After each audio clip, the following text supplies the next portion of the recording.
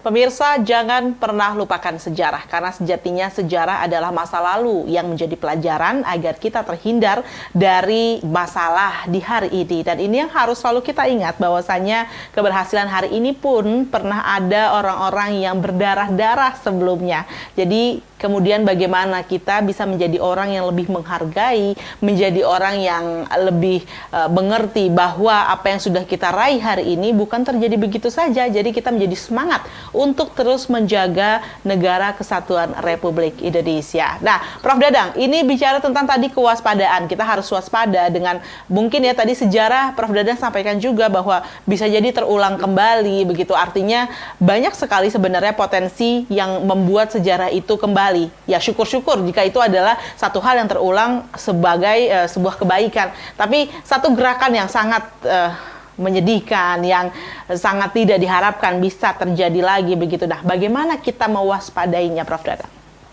Ya, saya kira bagus itu untuk kita berulang-ulang menonton film G30 SPKI yang disutradari oleh Arifin Chanur. Saya kira itu sungguh otentik menurut saya. Seperti itulah kejadiannya. Okay. Dan kita tahu bahwa di negara-negara tertentu pun sejarah itu selalu diulang-ulang. Seperti di Jerman, kisah kekejaman Nazi itu terus diputar. Ya, tentang Holocaust orang-orang Yahudi itu terus saja diputar. Artinya untuk mengingatkan pada bangsa Jerman, pada bangsa mereka bahwa inilah bahayanya loh. Karena terus terang saja memang kita harus perlu membaca sejarah, itu perlu itu. Dan Allah Subhanahu wa taala mengajarkan kita, Al-Qur'an itu hampir sebagian besar adalah sejarah. Sejarah para nabi, sejarah bangsa-bangsa, ya siru fil ardi falyandur kaifa kana akibatul mukazzibin. Kamu perhatikanlah perjalanan orang-orang yang terdahulu, yaitu orang-orang yang mendustakan agama. Artinya kita harus belajar sejarah betul-betul. Back to masa lalu untuk masa datang. Falyanduril di dalam Al-Quran itu disebutkan ya ayyuhalladzina amanu taqullah wa tanzur nafsum ma qaddamat liqad. Ya orang yang beriman, bertakwa, lihatlah ke belakang untuk melihat pada masa yang akan datang. Saya kira ini perlu ya, menurut saya perlu, walaupun banyak penentangan dari orang-orang yang tidak senang. Saya kira kita perlu untuk terus memutarkan film G30 SPKI supaya orang-orang bisa mengambil pelajaran dari hal itu. Oke, tapi di masa itu, Prof, di mana kemudian terjadi berbagai aksi, ya, di mana kemudian juga masa-masa negara kesatuan Republik Indonesia belum matang di saat itu. Apakah Prof juga menjadi satu bukti kehadiran dari beberapa gerakan-gerakan yang jahat begitu ya, Prof, ya? Kemudian bagaimana rasanya hidup di masa itu, Prof? Ya, waktu itu kan elemen bangsa ini bersatu. Ya. Untuk menghadapi ancaman dari Partai Komunis Indonesia. Seperti diketahui oleh anak-anak sekarang, Partai Komunis itu sebuah partai yang berideologi komunis.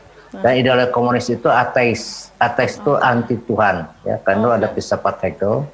Anti Tuhan, karena anti Tuhan maka dia bertentangan dengan Pancasila.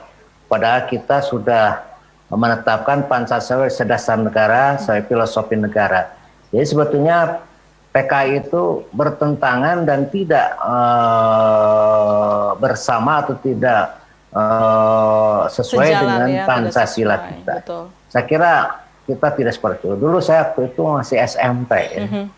Artinya masih ikut pawai. Karena itu ada didirikan yang disebut KAPI, Kesatuan Aksi Pelajar Indonesia. Untuk mahasiswanya kami, Kesatuan Aksi Mahasiswa Indonesia. Untuk sarjananya KASI, Kesatuan Aksi Sarjana Indonesia. Jadi kita ini sama-sama membentuk pasukan-pasukan dalam rangka mengamankan maupun dalam rangka mendesak pada pemerintah untuk segera membubarkan PKI dan sudah merehabilitir orang-orang tertentu yang dulu waktu zaman PKI dijebloskan ke penjara. Oleh karena itu gejolak waktu itu sangat luar biasa yang saya rasakan, pembakaran juga rame-rame, orang demonstrasi dan lain sebagainya, dan saling memperebutkan pengaruh seperti saya katakan. Sisa-sisa PKA pun masih survive waktu itu. Dan untung ABRI waktu itu ada di belakang rakyat, sehingga rakyat dengan cepat bisa menguasai keadaan. Itu Neng. Oke, karena memang pada dasarnya adalah bagaimana ya mereka bisa menyebarkan tentunya gerakan yang mereka lakukan sehingga mereka bisa merubah.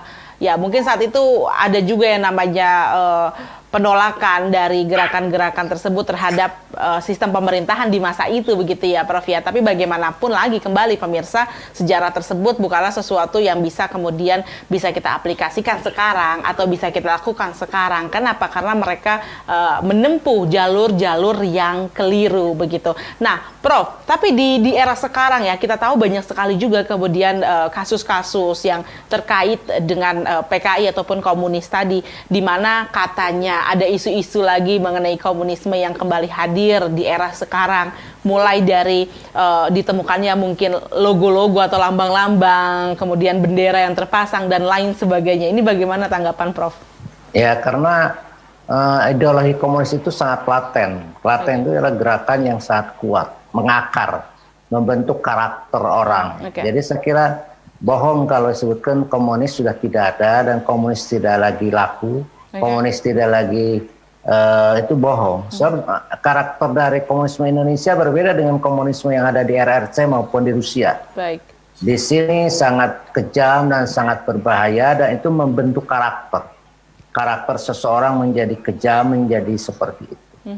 Oleh karena itu mungkin ini perlulah menurut saya ditanamkan pada generasi muda supaya cuma anehnya sekarang ini kalau kita bicara PKI justru abai gitu orang-orang atau semacam para penguasa itu abai, tidak lagi menjadi perhatian. Betul. Bahkan kita cenderung untuk tidak diberitahu ya, tidak diberikan informasi. Bahkan bisa-bisa kita dikatakan sebagai fitnah. Tetapi kalau bicara soal gerakan Islam, khilafah dengan cepat mereka memberikan sanksi dan dengan cepat mereka memberikan respon ya. Saja ini aneh ini gimana? Jadi berbalik. Kalau tahun 65, 66 sampai tahun 90 itu komunis yang menjadi momok itu ya. Tapi sekarang itu justru gerakan Islam yang jadi momok. Ini ada suatu pergeseran yang mengherankan bagi kita. Ini kenapa sampai seperti ini? Bahkan ada film yang menggambarkan keterbalikan fakta. Hanya seolah-olah komunis itu tertuduh atau teraniaya. Saya kira ini mungkin perlu diwaspadai. Tapi sebenarnya tidak seperti itu ya. Artinya ini kita harus bertanya anak-anak milenial di era sekarang, kami, mungkin saya khususnya begitu yang tidak melihat secara langsung kembali ya bagaimana proses itu terjadi, bagaimana gerakan-gerakan itu melakukan aksinya. Mungkin ya ada juga yang terseret ideologinya untuk mempercayai bahwa ini adalah diputar balikan begitu Prof. Tapi yang sebenarnya bagaimana Prof? Kita akan lanjutkan ya di segmen selanjutnya pemirsa, tetaplah bersama kami.